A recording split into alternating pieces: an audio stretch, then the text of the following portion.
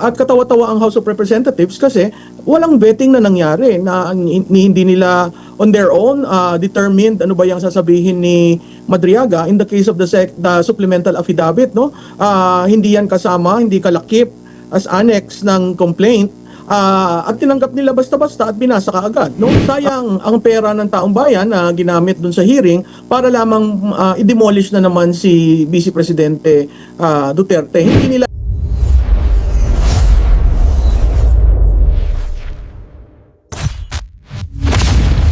Ano pong masasabi ninyo na bago pa man makapagpahayag ng depensa ang kampo ni Vice President Sara Duterte sa mga aligasyon, lalo na mula kay Ramil Madriaga, agad naglipa na agad sa social media ang kanilang mga mapanuri, mga pag-analisa po nila sa mga ebidensyang ipinahayag ni Madriaga po, Prof. Ano pong mensaheng sinasabi po nito? natutuwa ako kasi gising ang taong bayan, mapanuri, talagang sinundan at talagang tinitingnan nila isa-isa ang mga linalabas na supposedly evidence ni Mr. Madriaga. Talagang kita ng taong bayan na may mali sa kanyang testimonya at may mali sa kanyang mga sinasabi. At katawa-tawa ang House of Representatives kasi walang vetting na nangyari na hindi nila on their own determined ano ba yung sasabihin ni Madriaga in the case of the supplemental affidavit, no? Hindi yan kasama, hindi kalakip as annex ng complaint. At tinanggap nila basta-basta at binasa kaagad, no?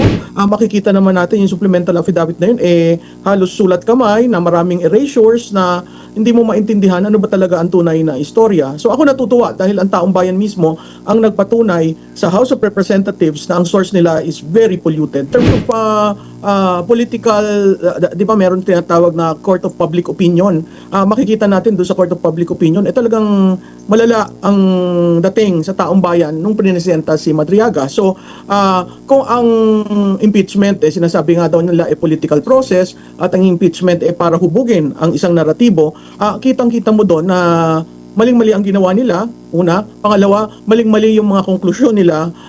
Pangatlo, sayang ang pera ng taong bayan na ginamit dun sa hearing para lamang i-demolish na naman si Vice Presidente Duterte. Hindi nila inaalam ano ang katotohanan. Ang ginagawa lang naman nila ay binubuo nila yung isang naratibo na nais. Tapos yung Brave 18, no?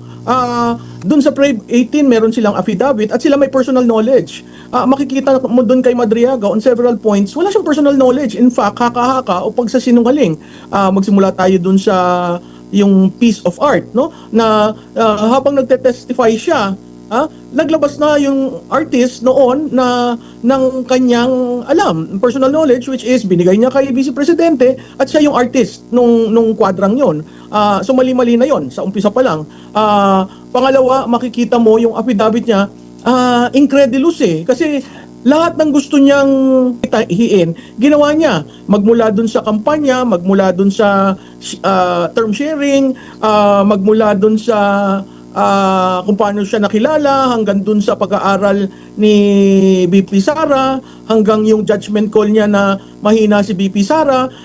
Kumbaga sa street language, parang chapsuy na nangyari. Tapon mo lahat dyan para sigurado na kung ano man yung istorya nila na gustong buuin sa dulo, lalabas. Kung yan ang star witness ng impeachment kay BP Sara, mahina yan. So hindi ko maintindihan kung paano pumasa yan sa substance. Kasi di ba ang kuwan nila dyan pumasa sa form and substance. Ngayon tinitingnan nila yung substance, paano ka nakakuha ng 54 members ng Justice Committee na nagsabing pumasa sa substance na yung evidence, a person who is in jail for kidnap and ransom, no? It's not something to laugh about. Pinunto na yan ni Congressman Rodriguez na he is a polluted source. Pero makikita mo talaga polluted dahil pag tiningnan mo yung allegations niya, wala doon ang tumama. So kung yan ang basihan at sinasabi lang nila clarificatory question, imaginein mo pag hearing. Katawa-tawa ang mga senador pag yan ang pinasihan ng impeachment kay BP Sara. Nag-judge ka na may sufficient in substance, paano ngayon yan?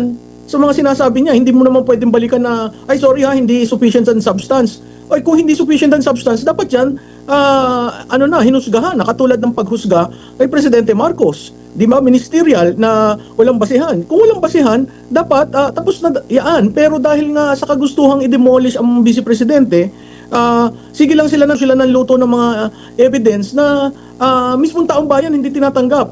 Kung ang mismong taong bayan hindi tinatanggap, silang mga representante ng taong bayan, tatanggapin nila yan, hindi ba sila katawa-tawa?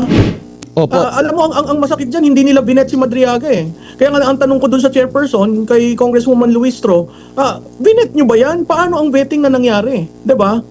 Tapos makikita mo dun sa handa silang ipakita yung supplemental budget na post nga sa screen eh at sinusundan nila. So binet nyo ba yung supplemental budget at supplemental affidavit at bakit tumanggap ng supplemental affidavit? Yun ang hindi ko maintindihan kasi pag tiningnan mo yung complaint, supposedly na andyan si Madriaga dahil sa kaalaman sa yung pondong ginamit, no? Pag tiningnan mo yung affidavit kasi, you have to inform right there sino ang evidence mo for discharge. No? So lumalabas, si Madriaga ba evidence mo for all the things that he has said? Yung bang mga sinabi niya, lahat nasa complaint? Di ba katawa-tawa talaga ang House of Representatives diyan kasi tumanggap sila ng hindi naman nila pwedeng isuka yung sinabi niyan kasi tinanggap niya and it is part of the records. So hindi ko maintindihan kung tutuloy pa sila diyan. Naintindihan ko na pag tinuloy mo yan, lalong katawa-tawa itong nangyayari.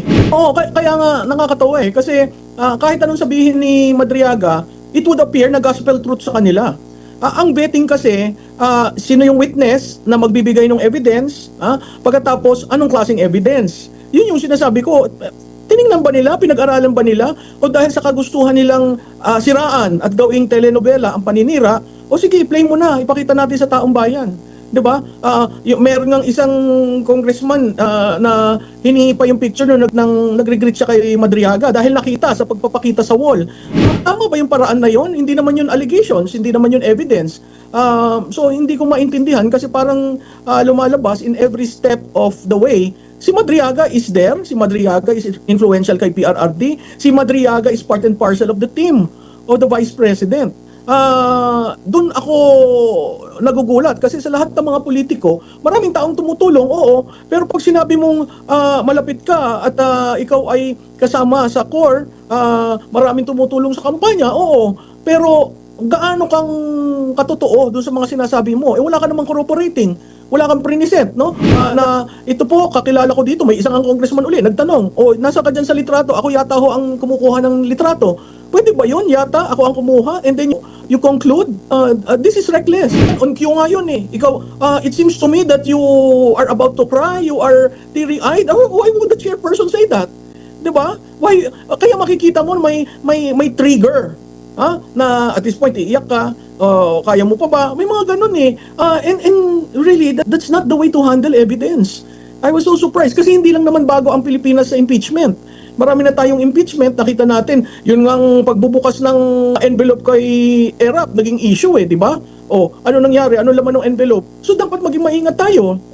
Yung kay CJ Corona, pag tiningnan mo yung impeachment complaint, ano yung charges na talagang nag-stick? Wala dun sa complaint. Lumabas during the impeachment hearing, which is the SALN. Di ba? At that time, yung SALN pwede mong i-correct, pero hindi nila pinakorek kay CJ Corona. So, at yung doon lumabas rin, mukhang ginagamit nila yung listahan ng AMLAC na pinag-combine yung total ng paglabas at pagpasok ng pera at ang total amount na nandun sa bangko ay mismatched na sinabi ni CJ Corona that is not true. Mukhang yun din ang strategy dito. Kasi kinukuha nga yung bank account. Noong pumirma si Madriaga, no? Makita mo talagang telenovela eh. Pumirma ng winave niya ang bank secrecy, no? Pero hindi sinabi ng chairperson, ano bang bangko yan? Yung bang bank ay dyan ba hinulog yung dalawang cheque ng land bank? Kung doon hinulog yung cheque ng dalawang land bank, mukhang yung cheque fake. So hindi ko maintindihan kung saan ang direksyon na ito.